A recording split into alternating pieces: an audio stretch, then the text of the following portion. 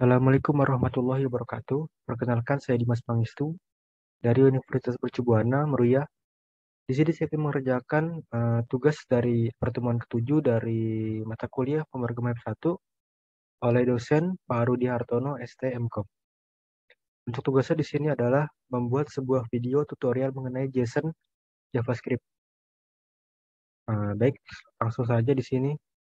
Jadi di sini saya sudah merangkum JSON JavaScript ini dalam bentuk presentasi.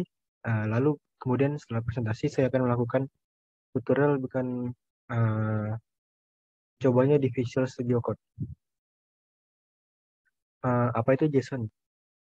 JSON itu adalah JavaScript Object Notation.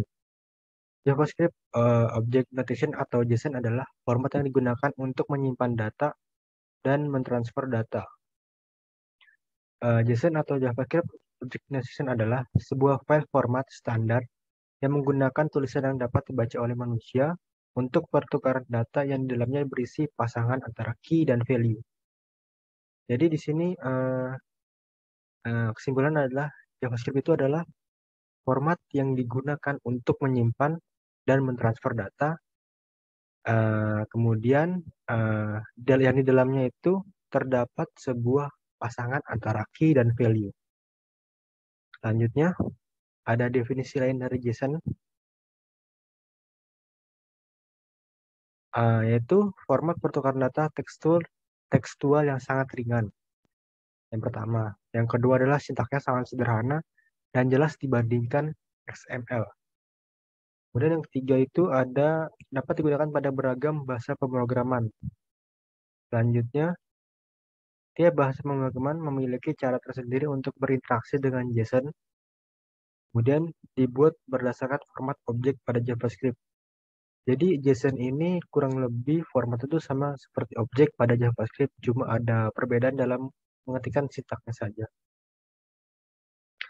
Kemudian digunakan juga untuk file konfigurasi, namun tidak disarankan karena menurut saya pada file konfigurasi ini uh, diharuskan terdapat komen yaitu komentar di mana JSON tersebut tidak support dalam komentar tersebut. Selanjutnya, tipe file JSON memiliki ekstensi .json. Kemudian ada format JSON dibuat dan diusulkan oleh Douglas Crockford atau si penemunya. Selanjutnya, apa sih fungsi dari JSON itu? Fungsi JSON kurang lebih sama dengan XML. Sebelum JSON diciptakan, format bahasa markup ini sering digunakan dengan JavaScript dalam Ajax atau Acronizer JavaScript and XML untuk penyimpanan dan perpindahan data. Kemudian menampilkan rangkaian data yang ingin diperlihatkan pada halaman web. JSON akan menerjemahkan bahasa pemrograman yang rumit ke dalam struktur sederhana dan lebih mudah untuk dipahami.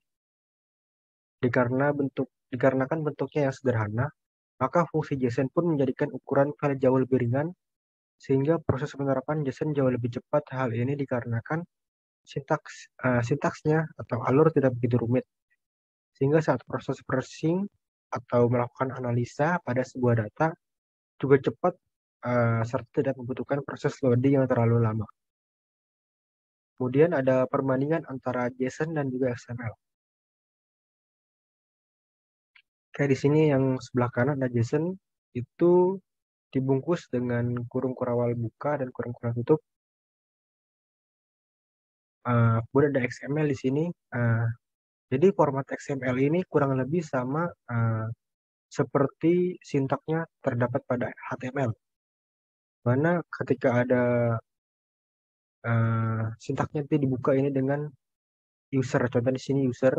Kemudian ditutup juga dengan user tapi di slash di pertamanya itu ada slash, kurang lebih sama seperti HTML. Selanjutnya ada jenis-jenis value pada JSON. Yang pertama itu ada string. String adalah data yang terdiri dari karakter Unicode. Contohnya di sini adalah .2 nama, .2 kemudian .2 lagi Anton. Kedua itu ada objek. Objek adalah sepasang key dan value seperti pada contoh sintak tadi yang tadi sebelumnya dan username. Objek dibuka dan ditutup dengan kurung kurawal. Jika ada lebih dari satu objek, masing-masing dipisahkan oleh koma dan spasi. Jadi di sini eh, ada karyawan, kemudian nama, Anton. Ini ada dua tipe key dan value. Yang nama ini ya key, asal ini key, kemudian value-nya ini Anton. Anton value dan Bandung value, kemudian karyawannya adalah objek. Dan yang ketiga ada array. Array adalah kumpulan objek. Kumpulan ini dibuka dan tutup dengan kurung si. Oke, di sini ada array. Selanjutnya yang keempat ada boolean. Boolean adalah jenis data yang hanya berisikan pernyataan benar atau salah, atau true dan false, atau false. Anda hanya tinggal memasukkan true atau false seperti pada contoh berikut ini. Yang kelima ada number. Seperti namanya, jenis data ini berupa angka saja. Dengan catatan angkanya harus merupakan integer atau angka bulat, artinya 21, 8, atau akar 2. Atau akar 2 tidak dapat dijadikan sebagai value. Contoh penggunaannya seperti di bawah ini. Sia titik 2 sampai dengan 9. Sementara ada nol.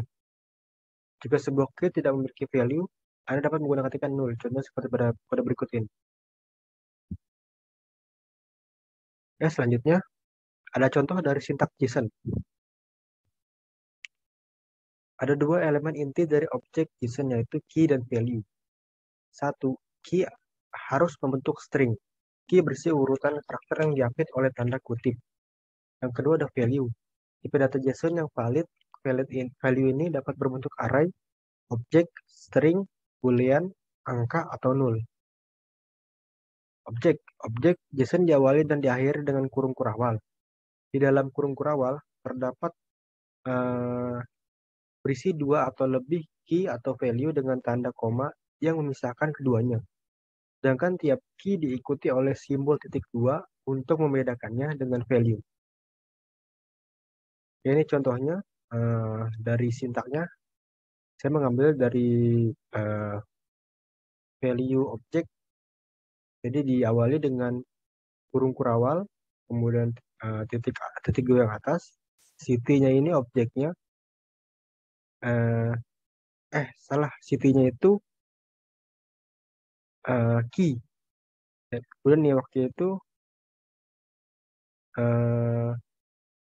value-nya. Jadi di sini ada dua pasang key atau value, di mana city dan country itu adalah key dan New York dan United States itu adalah value-nya. Kemudian ada contoh nested object dan nested array. Nested itu seperti objek bersarang. Dari sini ada nested object, ada objeknya tuh karyawan, key-nya nama, key-nya itu ada nama, asal dan hobi.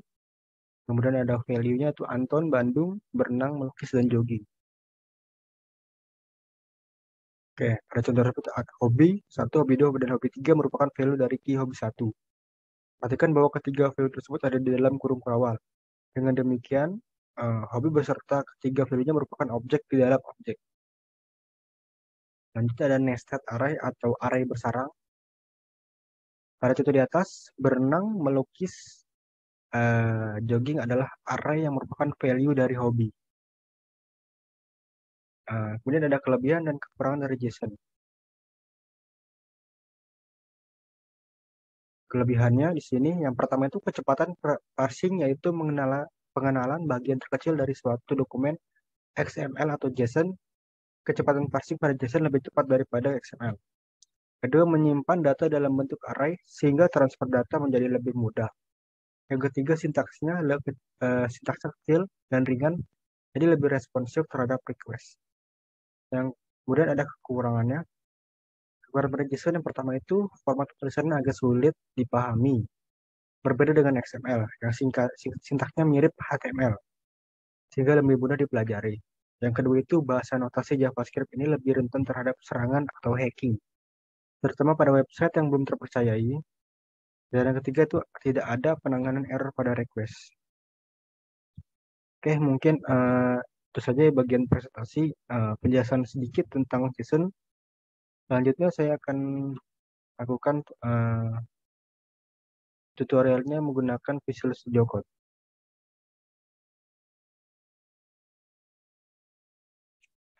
Baik, di sini saya akan melakukan tutorial menggunakan JSON. Di sini saya menggunakan sebuah aplikasi yaitu Visual Studio Code.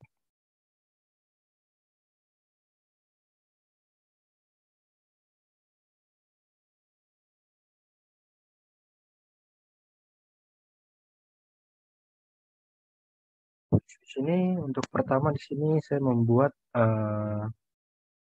key-nya itu nama dan value-nya itu nama saya Dimas Pangestu dengan bentuk string. Kemudian ada usia yaitu number, jadi dia nggak perlu menggunakan titik dua. Selanjutnya di sini saya akan menambahkan hobi, di mana hobinya ini saya akan masukkan ke dalam sebuah array. Jadi di sini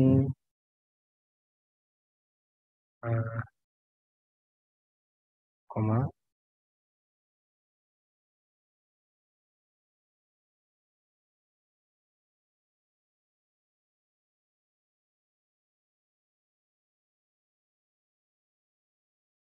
Oke, ini contoh dari contoh sederhana dari JSON. Kita cek di sini. Oke, ini sudah tampil hasilnya, nama, usia, dan hobi. Dan di sini kita juga bisa melakukan membuat objek di dalam objek. Contohnya,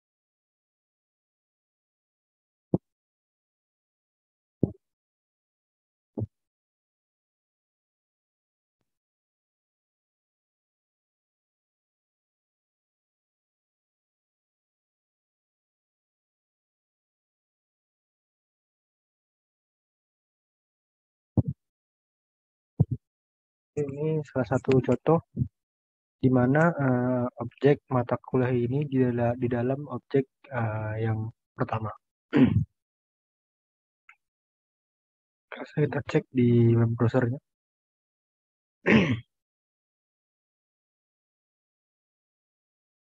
Oke, ini hasil dari JSON yang sangat sederhana.